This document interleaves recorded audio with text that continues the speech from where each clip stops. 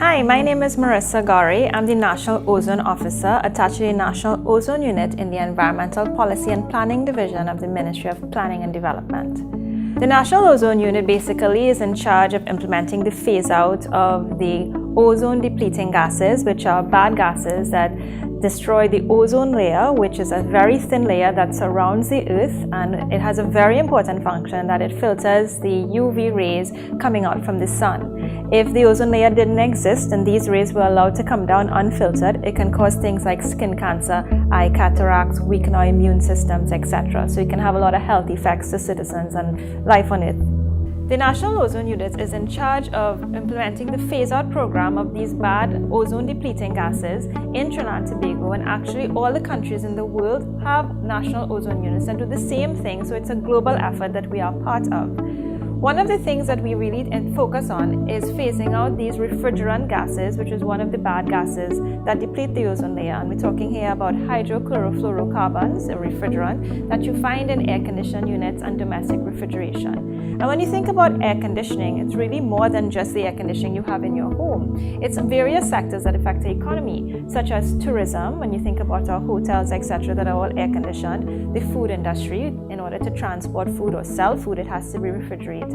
You also talk about our health industry, because to transport vaccines or even our hospitals, you have to have a level of air conditioning and refrigeration. So really and truly, implementing this program touches on various sectors that can affect our economy.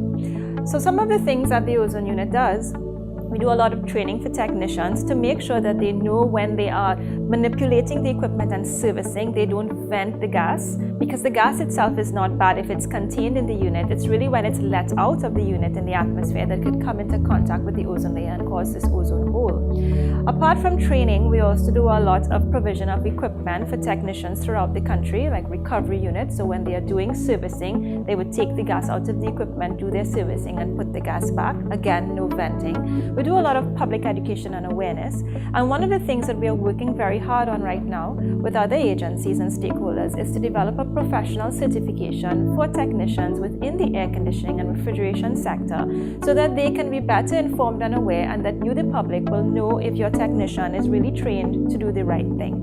So as a consumer and a member of the public, some of the things that you can do to help us in our phase out is when you are going to purchase equipment, always make sure that you buy equipment that's ozone friendly, meaning that the refrigerant gas that's used inside of the equipment is not the ones that are damaging to the ozone, such as CFCs, which by the way is banned from this country, or HCFCs, hydrochlorofluorocarbons, such as R22. And also when your technicians are coming to service your equipment, ensure that they don't vent the gas.